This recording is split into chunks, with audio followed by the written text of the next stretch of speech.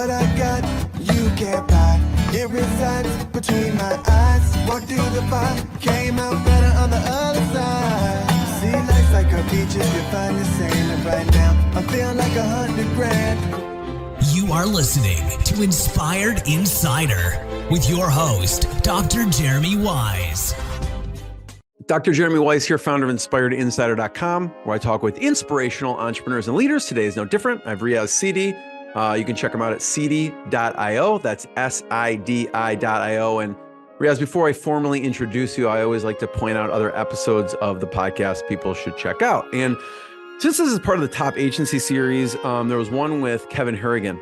Kevin Harrigan of Spinia Tech. He started an agency back in 1995. So it was interesting to hear the evolution of the kind of agency life and also just the evolution of his professional career. That was a really interesting one. There's another one, Jason Swank talks about building his agency up to 8 figures and selling it and kind of him going through that process. Then also there's another one of him, he's been buying up agencies. And so he talks about the valuation and kind of the landscape there. There's another one of my favorites, Riaz, which was Adi Clevitt. And Adi Clevitt as a company that helps businesses build SOPs. Right? Seems not sexy, but I think it's sexy. And we geeked out on all our favorite productivity tools and how do you become more efficient. And she kind of just shared some of her secret sauce around creating SOPs, which help with onboarding the staff or onboarding new clients, et cetera. So that was a really good episode as well.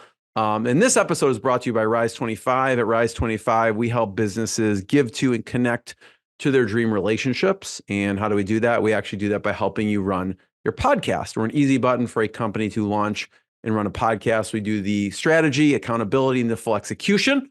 You know, as we call ourselves the magic elves that work in the background to make it look easy for the host so they can create amazing content and amazing relationships and have time to actually run their business. You know, for me, the number one thing in my life is relationships, and I'm always looking at ways to give to my best relationships. And I found no better way over the past decade to profile the people and companies I most admire and share with the world what they're working on. So if you've thought about podcasting, you should. If you have questions, go to rise25.com. And Riaz was asking me, how did you find me? And I was like, our team was doing research and I wanted to feature some of the top agencies and top Canadian agencies and companies. And we found Riaz, luckily. So I want to introduce Riaz today. Riaz Sidi is founder of Sidi.io. Sidi.io was named one of Ottawa's fastest growing companies in 2022 and 2023 by Ottawa Business Journal. And they are a digital marketing agency focused on demand generation, performance, and growth marketing and funnel strategy. They have many specialties. They help a lot of different types of companies, which we'll talk about, even from cemeteries, like growing cemetery companies, technology companies, SaaS companies, retail, events, education, professional services.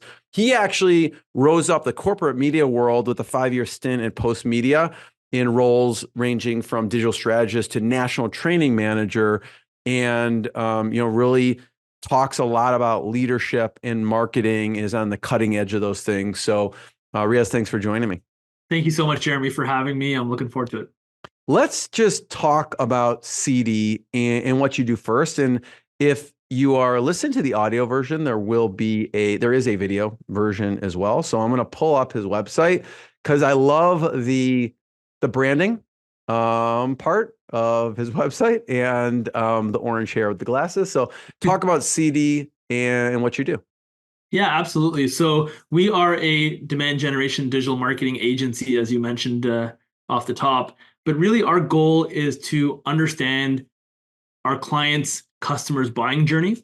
So what we do is we'll reverse engineer the path to purchase that our client's customer would make when they are going to the dentist or going to an event or making a B2B professional services purchase. So really what our goal is primarily is to reverse engineer the customer buying journey and then use integrated online platforms to drive our clients' customers from unaware all the way down to being a lead in their CRM and eventually making a purchase with their sales team, or if it's an e-commerce product, making a purchase or an event ticket sale or what have you.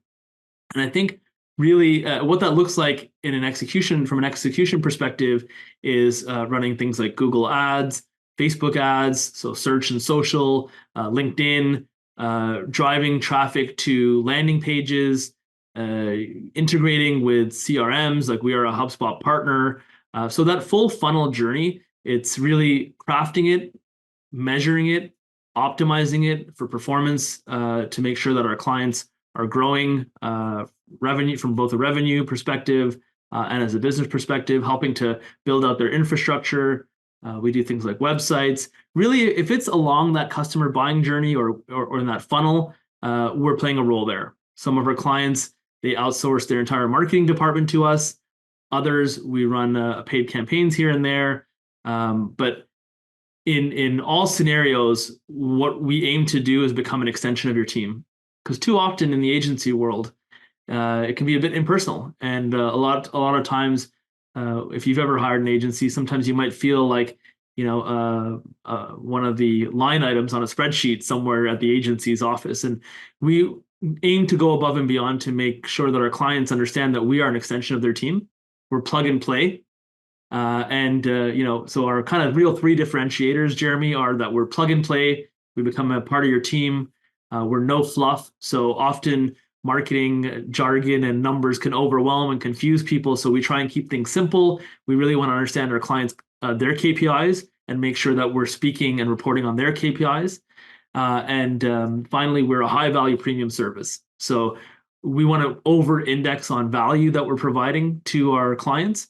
Because often our industry has a reputation for, maybe taking a little bit too much money and not delivering enough results. So we aim to change that by really over delivering on client experience, performance, and digital performance and products.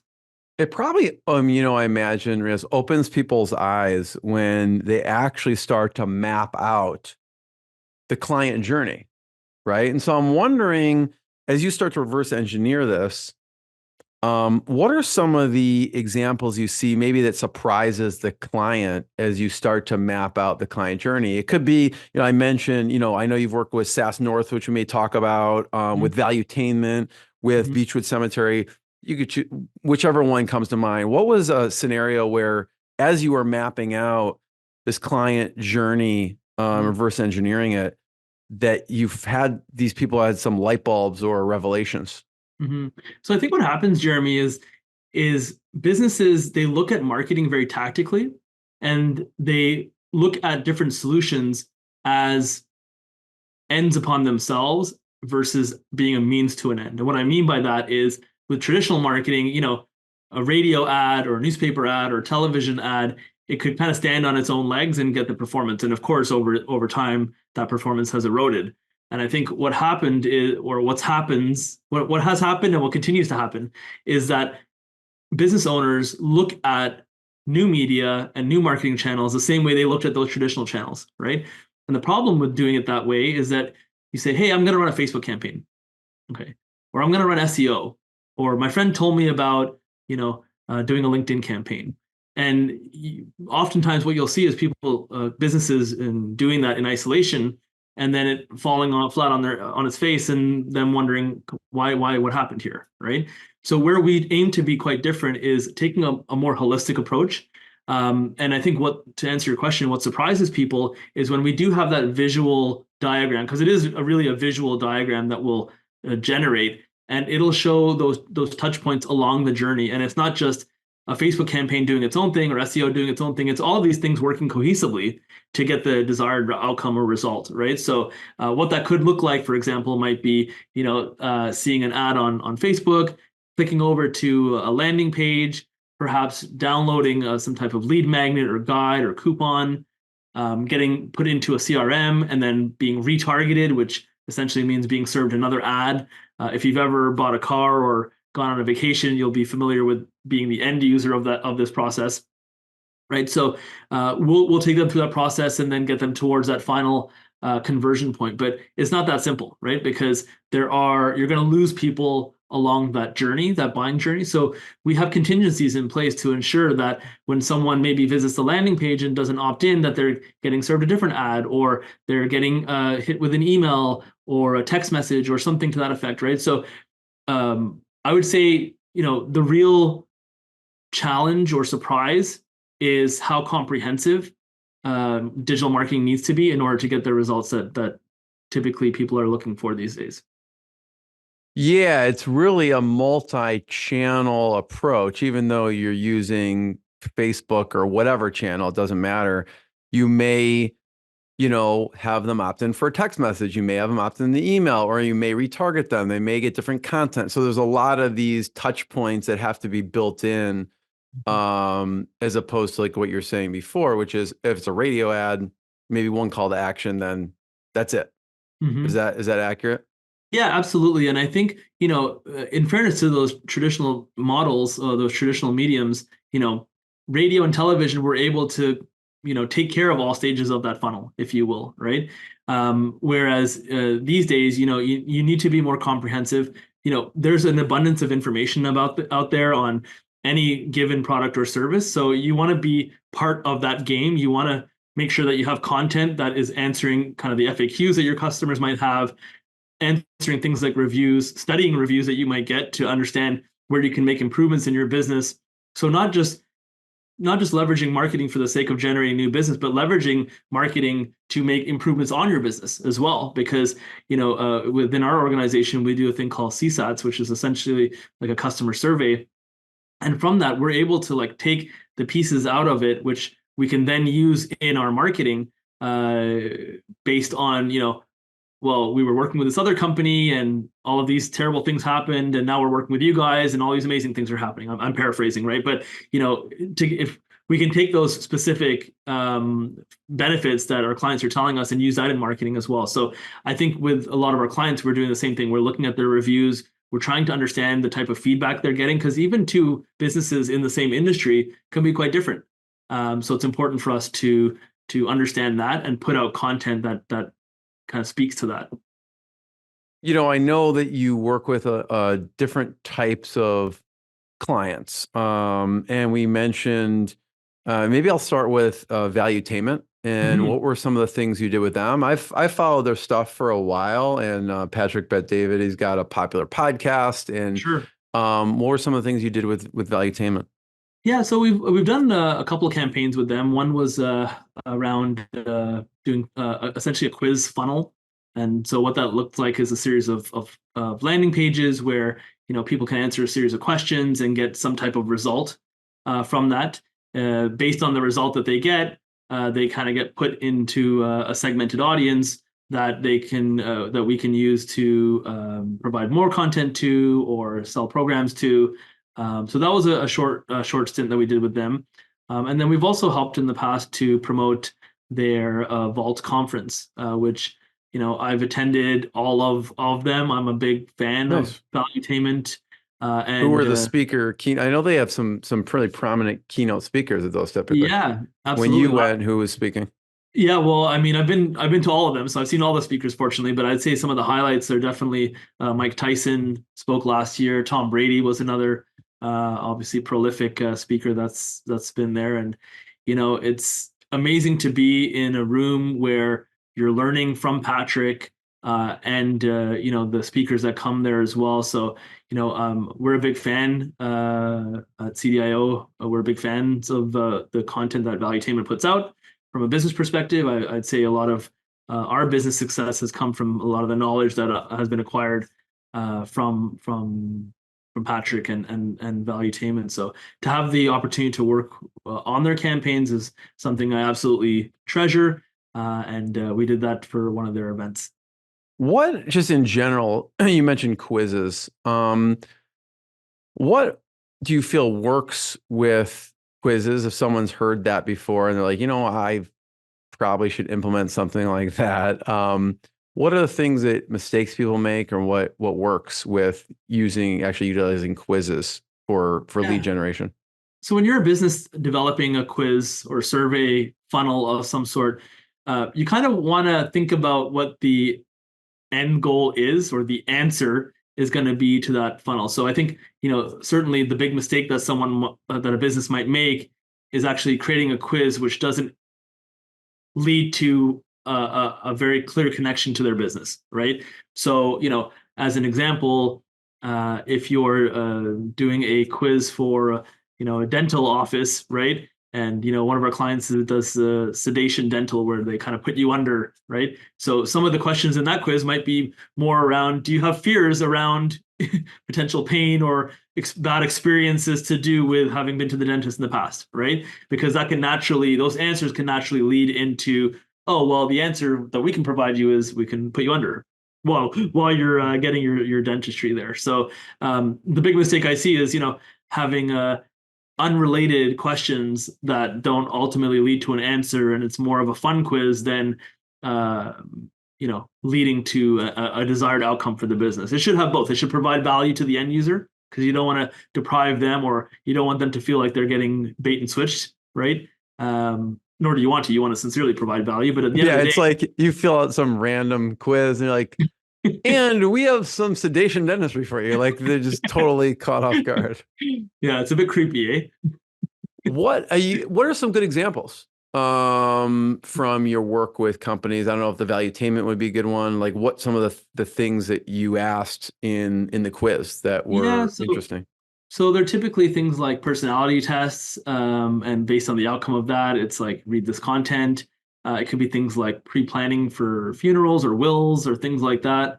It could be, finance related, in terms of, I would say a good example of like a quiz funnel that many of your listeners are probably familiar with are probably in the insurance or mortgage industries, right? So the insurance quiz, quote unquote quiz, they're basically just asking you all the health questions so they don't have to ask you later, right? But based on how you answer that, you're going to get like hey, you're going to live until you're 50. You might want to get insurance, right? Or like for the mortgage. All paths lead to you should get insurance, but just different avenues. Yeah. Hi, you're going to live, you may die in a month based on what you smoke and drink and do drugs every day. You should probably get insurance, or you're going to live till you're 150.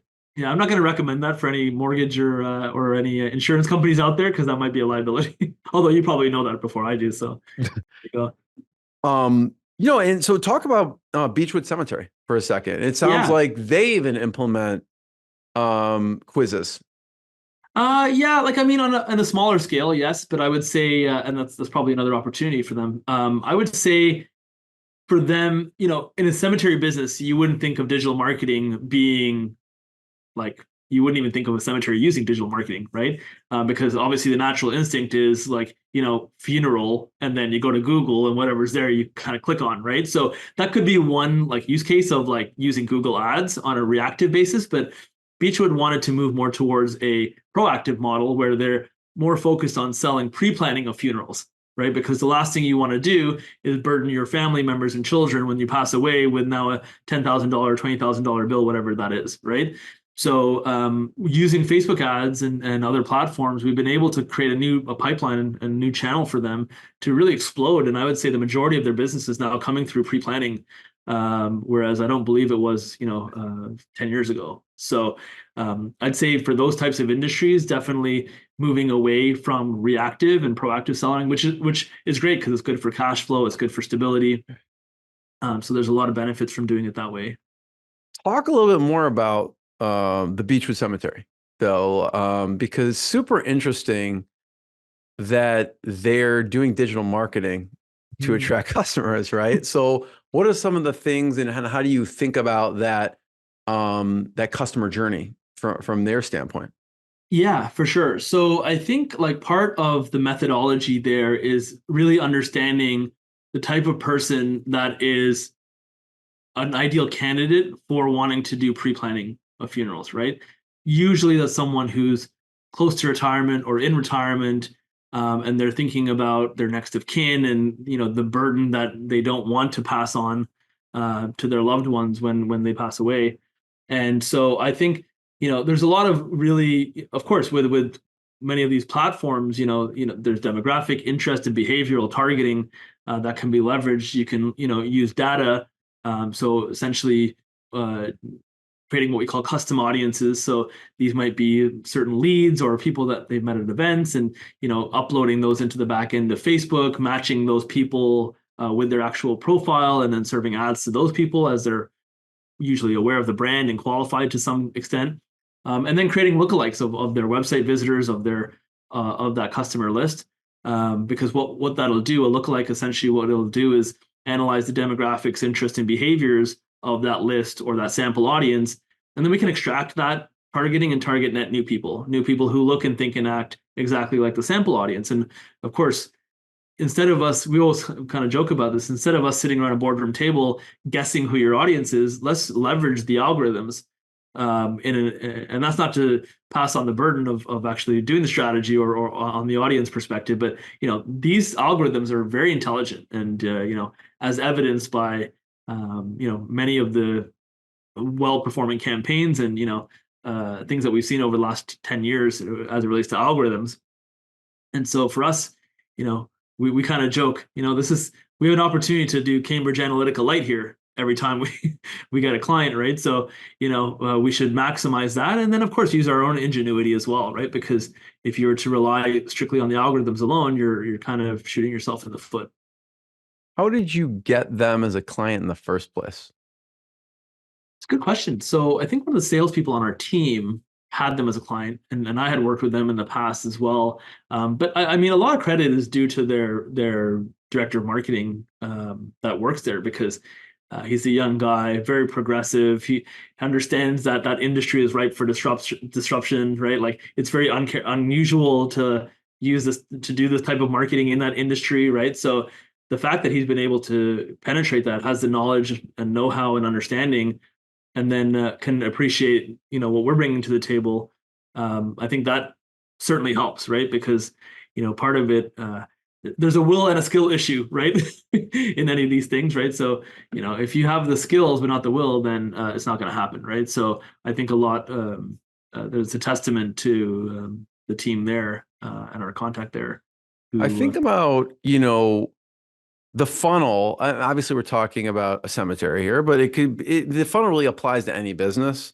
Mm-hmm. And just walk me through for a second. So obviously, you're reverse engineering the customer or client journey experience. You're really identifying who's that ideal client target. And maybe it's in the form of like an ad somewhere that has like an image, and it's got words on it, compelling copy.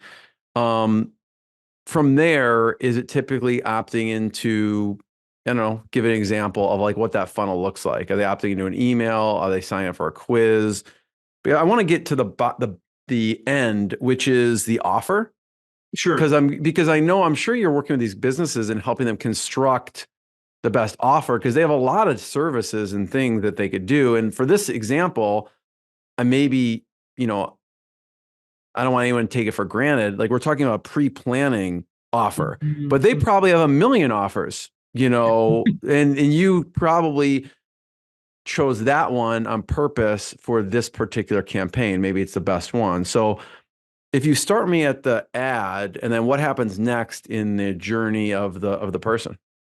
Yeah. So, I mean, like, this can depend on a lot of factors, right? So, if there's a big appetite within this audience set, you may not need a 2 or 3 stage funnel to get someone, because the pain point is so high. And people at that stage of their life might have a little bit more time to actually do that. People, at my age, I'm part of this, I'm in the sandwich generation right now, where I have 2 young kids. I have my mom and, a business and a lot of things going on. It's hard, might be a little bit harder to get my time, right? So I think there's a correlation between how hard it is to convert someone and a few things: the price point, of course, the buying journey, the effort that's required to get someone across the finish line, the information that they might need to make a decision. So I'm not sure if you're familiar with the value equation. Have you heard of the value equation at all? Go ahead. It's from this book called Spin Selling. So I used to be a corporate trainer, and Spin Selling is a book by a company called Huthwaite that was put out many years ago. And essentially, the philosophy around spin selling is, I'm assuming you're familiar with Xerox. So Xerox in the 70s was like the creme de la creme of photocopiers, right? And so much so that they called it a Xerox. They didn't even call it a photocopy, just like you call a tissue Kleenex, right? It was like synonymous with the brand. But what happened in the 70s is HP and IBM and other companies were coming in and trying to take a piece of the market share on the photocopiers, right? So, of course, they were feeling a bit like Xerox was feeling a bit overwhelmed by this fact. And so what they did is they basically invested heavily in R&D, right? And by the end of this R&D stint, they created all of these new photocopiers with, double-sided, color, pre-hole punched, pre-stapled, right? Every bell and whistle you had out there, right? They had it. And so what they did is they brought their sales team off the field and they brought them into a training. They did 6 weeks of training, right? 6 weeks of training, and it was on product knowledge. And everyone that was in that training knew, okay, this photocopier does double-sided, this photocopier does pre-stapled, so on and so forth. Okay, so after that 6-week period, they had a little kickoff and they went out onto the road and they went out, tried to sell these new photocopiers, and they fell flat on their face, right? So of course they're thinking, hey, why did this happen, right? We invested all this time and effort into R&D and all this energy into rebuilding our products. And so what's happened here? And so what they did this time is they brought in a company called Huthwaite. And Huthwaite was a research company. And what Huthwaite did is they would go on four-legged sales calls with the reps at Xerox. Okay. So over a period of a few years, they did 50,000 four-legged sales calls where the salesperson would go and the person at Huthwaite, the researcher, would sit there and take their notes and just observe. Right. And so this book, Spin Selling, which probably have here. Yeah, it's right there. So, this book's Spin Selling. If you'll indulge me for a sec. Yeah, grab it. Right. So this is the foundation of this research. And this book it has changed my life personally. I'd say it's where I went from being a charming sales guy to like truly being a sales professional. Right. And essentially the research ultimately indicates that this book talks about the differences between the average and excellent salespeople according to that research, right? So the one big one, for example, is that average salespeople use a lot of statements. Excellent salespeople use a lot of questions, right? And the acronym SPIN is situation, problem, implication, and need payoff questions. So it's a questioning strategy. And I'm sure, every sales methodology these days has some kind of like, what's your pain point? I mean, pain point come from this, right? So the reason I bring this up is one of the key philosophies or the key findings is this idea of the value equation, right? And the value equation is essentially like, imagine like a seesaw. And on one side, you have the pain points, right? And on the other side, you have the value or the cost to alleviate the pain, right? So the reason I bring this up is because when we're thinking about customer offers and that journey, that buying journey, and how engaged someone needs to be in order to go from a cold prospect all the way to a paying customer, it really comes down to how big is the pain that they're suffering from, right? And when I say pain, I mean, do they need to pre-plan a funeral because they are terminal, right? Because that's probably a higher pain point than if they're, I just retired and I want to make sure my kids are taken care of. There's no urgency there, right? So, and I know this is a morbid example, so maybe I'll apply it to something else, right? But no, literally, it's morbid. But like I had on, keep going on this. This is really interesting. Perry Marshall. I don't know if you heard his book, 80-20 Sales and Marketing. Okay. And he talks about this exact thing. He calls it the bleeding neck problem, which, obviously the visual of like a bleeding neck, like how much you going to pay? Like, you're not like negotiating on price. You're like, dude, like my neck is bleed, like patch it. Like you're just kind of what you're saying, right? You're looking at pain point and cost. So anyways, keep going with whatever morbid example is. I think ultimately at the end of it, like, one of the big mistakes that comes from the book is that people often, once they uncover a problem, they go straight to a solution. And that's a big mistake. That's one of the things that excellent salespeople didn't do. What they did instead is they went from problem and then they would ask implication questions. So an implication question would be something to the effect of, what is the consequence of that pain point on your business, personal life, health, what have you? What happens if, so what they call that turning the knife in sales, right? And it's making that pain point even bigger, right? So excellent salespeople make that pain point bigger. So, we're not all about fear-based marketing. That's not like what I'm suggesting here, but, people either take action from gaining pleasure or reducing pain. And it's usually reducing pain, right? So all that being said is when we're thinking about this customer journey, we want to think about what is their pain threshold and pain points that are going to take them to that next stage, right? Because what takes you to the first stage or from the first stage to the second stage may not be as strong enough to get you from the third stage to the fourth stage, right? So really understanding that, doing deep research, I think, is another really big thing that we make sure to do.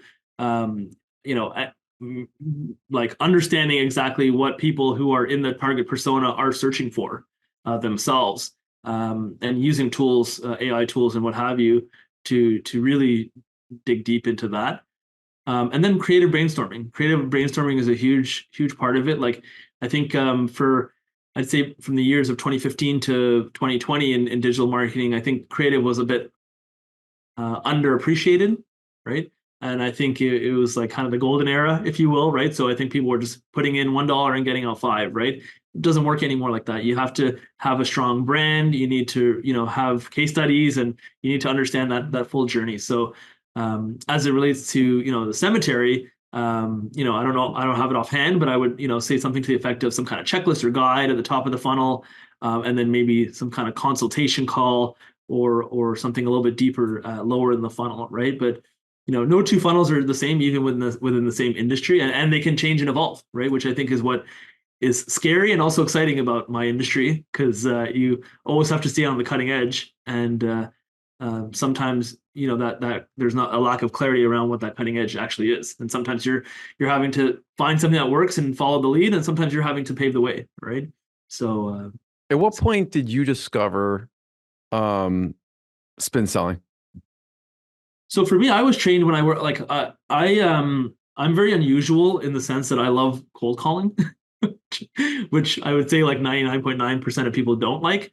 I used to work at a company called OnPath, and it was a B2B call center, and we used to sell Yellow Pages and Google Ads over the phone, actually. So we would cold call businesses and we were trained on this, right? And ask about, hey, are you having any challenges generating new business, right? Getting right into the pain points and what have you. And it's this is a bit of a non-relevant story, but I will share it because I just told my team this the other day, and it's all about limiting beliefs. So I think it's might be kind of good for rising up together, if you will. So when I was working at that call center, the reps that were there, it was a pilot program, this call center Yellow Pages program that we were doing, and there was 4 or 5 reps that had just started a brand new program. I came in 2 weeks later, and I get there, and these reps are pretty like senior, intermediate to senior. And so I said, first thing you ask when you go to a new campaign, hey, how hard is this? Like, is this, are the goals realistic? The goal was 1 sale a day, Jeremy, right? And they said, yeah, it's kind of hard, actually. If you make 1,000 calls a day, then maybe, yeah. Right? If you get 100 calls a day, right? You might get 0, you might get 1, right? And so I sit down there and I make a sale on the first day. They're like, oh, that's great. Good for you. Pat on the back. Next day I make 2 sales. Awesome. Good for you. Next day, another 2 sales. Next day, 4 sales. Next day, 3 sales. So by 2 or 3 weeks in, there's a little bit of a crowd around my cubicle. People are looking at me saying, hey, like, what is this guy doing? How is he making so many sales? We're struggling here just to get 1, right? So of course I felt like the king. I won't use the expletive. I felt like King S, and then fast forward a couple of weeks. Okay, new guy comes in. When he comes in, he says, "Oh, like," and of course I'm the big guy at this point. He comes and says, "Oh, how hard is this campaign?" I said, "Oh, like the expectation's like 0 to 1 a day. I mean, I'm getting 3 or 4, of course, because I'm great, right? And but if you get 1, you'll be fine, right? So first day goes by, he gets 1. Oh, good for you. Next day, 2. Okay. Day after that, 3. Oh, okay. But Friday rolls around, he's getting 6. I said, okay, that's interesting. A few weeks goes by, Jeremy, he gets 10 sales on one day. Then he's getting 37 sales on one day. Then he's getting 82 sales on one day. And then I look at the board, 140 sales. I go, what the hell? Like, how is this even possible? Because now I'm like, what's going on here, right? So I go to my manager, I'm like, what's going on here? And they're like, well, I mean, to just kind of break it to you, when he would sell one industry, he would sell multiple geographies, and he would sell multiple vertical, like direct places in the phone book where he could be. So that's how he was taking 1 sale and turning it into like dozens, right? And so the reason I share this with you, and the reason I shared this with my team the other week, is because I thought 6 was good. I thought getting 7 was good, right? And I think often in business, we don't see the light of like, this guy came in and was making 40 sales, and he was probably looking at me being like, this guy thought 6 was good. Like, what is he talking about? Right. So I think perspective is very important. Perception is very important. And I think in marketing too, like, we've taken over some client campaigns where they're like, yeah, we're getting like 3 leads a day and we're happy with it. And then all of a sudden we're getting 10 leads a day. And they're like, how did that happen? And it's because maybe you were thinking too small, right? Or maybe the leads aren't qualified, who knows, right? So, but I think that limiting belief is the number one thing that I see entrepreneurs deal with. And I sometimes deal with it myself. And I think it's an important thing to highlight because, as a business owner, you're always looking at yourself in the mirror being like, how do I get to the next level? And sometimes you feel like you're at the bottom of the next mountain, right? So anyhow, I know it's a bit long. No, I love that story, and thanks for sharing it. I want to hear about why you started, what made you start the agency in the first place. But I want to mention, Riaz, I don't know if you've seen it. There's a documentary, Telemarketers, and Okay. I think I've only watched 2 or 3 episodes, but I need to finish the whole thing. It's fascinating stuff, and you would probably appreciate it even more. This wasn't the environment that you were in. I'll just preface that. It sounds like you were in a much more professional environment, but that documentary, I watched a few episodes. I just happened to stumble on it on an airplane travel, and it was fascinating. I think you'll love it. But It's interesting because I just did a little Google here. So Telemarketers is an American true crime documentary. So clearly there's some crime involved. yeah, check it out. I will. It's fascinating. But what made you, again, you were very successful in your other roles, and you probably could have kept climbing up. And what made you decide to start your own agency? It's funny because my parents were business owners growing up, and I always What did they vowed do? to. So my dad, he owned a radio and television shop when we lived in England. I was born in England, and when we moved to Canada, he owned a lotto center, like one of these, like, I guess in the U.S. you call it Powerball or what have you, right? Where you kind of do we call it 649, right? So he was selling scratch tickets and that type of thing. And we had a Ticketmaster. We had like one of the only Ticketmaster locations in Ottawa, so there'd be like a huge line for any concert. And then my mom had a Belgian chocolate shop, Mm. which was conveniently located right next door. Like they were kind of almost attached. So not sure if that was really a good idea, but They they get were. their lotto ticket and they get chocolate. I don't know. That's it exactly. It's like, let's say I grew up indulged in that. So, but yeah. So I will say that my parents struggled quite a bit actually. So my parents struggled in business, and it's tough. Like especially working retail. 9 to 9, and then I don't know if you remember, like back in the 90s, there was like midnight madness where like malls would be open till like midnight and stuff like that. I don't know if you have that in the US still, but after COVID, we definitely don't. Malls aren't even open till like 9 o'clock here anymore. So, but yeah, so, watching that grind and watching them go through that, I always thought, I don't want that. Like, I want something a little bit more secure, a little bit more stable, not government secure, because, right. But like, something in the middle, let's just say, right. And so that's why I was always really drawn to sales and telemarketing and what have you. And I wanted to become a journalist when I was growing up. But fast forward a little bit after that call center experience, I started working at Postmedia, which is the parent company of the National Post and Ottawa Citizen. Essentially, think of you're in Chicago. You mentioned the Chicago Tribune. Think of like the parent company of that. That's like the national conglomerate here. And so I had the good fortune of rising up the ranks on the advertising side there. And in my most recent stint, as you mentioned at the top, I was a national training manager there.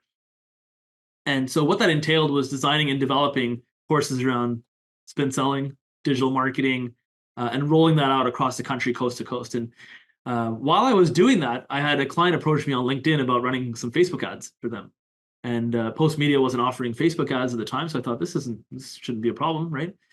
And so I set up a very simple funnel, like a landing page, some Facebook ads, and hit the button in my hotel. And I said, okay, let me do this. And they went from like 5 to 50 to 500 leads a month, like overnight. And I thought, wow, this is better than the stuff I'm teaching. Like this is amazing. Look what's going on here, right? And it was flying through. So I thought, let me add some Google ads. Let me create another lead magnet, and so that went really well. And of course, when you do well in business, as you and your listeners would know, you got referred.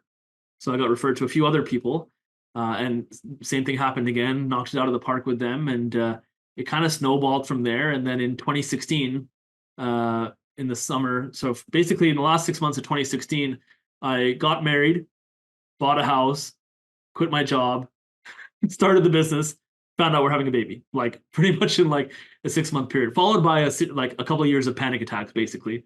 So it was quite intense, but especially because I never wanted to really start a business. That was never the intention. But when you get results like that, and I'm thinking, yeah, I'm getting 3/4 of my salary. Why am I traveling around the country training when I could be like at home with my wife, who I would like to stay married to, right? So That's a good idea. right, like I mean, if you're traveling 200 days a year, like it's not really good for the relationship, right? So yeah, so it kind of snowballed from there, and it's gone like peaks and valleys, and I'm sure you've seen those memes on LinkedIn where it's like this whole success thing. So Right. that's It's not a like straight line. It basically takes like this windy path. Exactly. exactly. So that's basically where I am now. I'm somewhere in that windy path. We're all somewhere in that windy path. First of all, thank you, Riaz, for sharing your journey. I have one last question.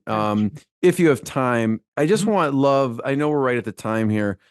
I don't know if you have a minute or two just to share some of your favorite resources. If you have to go, no worries. But you mentioned spin selling. I'm sure there's other ones that you like and recommend. So I'd love that. Yeah, And I also want to point out one thing. You kind of, casually mentioned panic attacks, but it's stressful. And I know that you recently you're really in a work-life balance for you and your team, and you did a mental health day where you actually had someone come in and present. So that's really cool. And so I just want to encourage people to check out SIDI.io just to learn more what they're doing. They have some great resources there as well. Thank you. But maybe some resources that you love. Yeah, sure thing. Yeah. So, well, first, thank you so much for having me. This has been amazing, and got a chance to share some stories. So it's been great. In terms of resources, certainly Spin Selling by Neil Rackham. That's a big one. The other one, which is coincidentally sitting here as well, is Traction. We operate with Traction EOS here at CDIO, SIDI.io. And I had Gino Wickman on the podcast, so be able to check that out. Yeah, so this is unbelievable. I would also recommend Your Next 5 Moves by Patrick Bet-David, who I talked about earlier. So those were like my 3 go-tos. I would also say like we have a book of the quarter in our company that everyone reads a book, and the most recent one, which I love, is $100 Million Leads by Alex Hormozi. Obviously, being in marketing, but even if you're not in marketing, I would highly recommend checking it out. So I'd say those are like the 4 go-tos right now, but if you ask me in 6 months, I'd probably have 4 new ones. So absolutely love it. Everyone check out cd.io, SIDI.io, more episodes of the podcast. And I just want to be the first one to thank you, Riaz, and we'll see everyone next time. Thank you so much, Jeremy. What I got, you can't buy. It resides between my eyes. Walked through the fire, came out better on the other side. See, life's like a beach if you find the sailing right now. I'm feeling like 100 grand.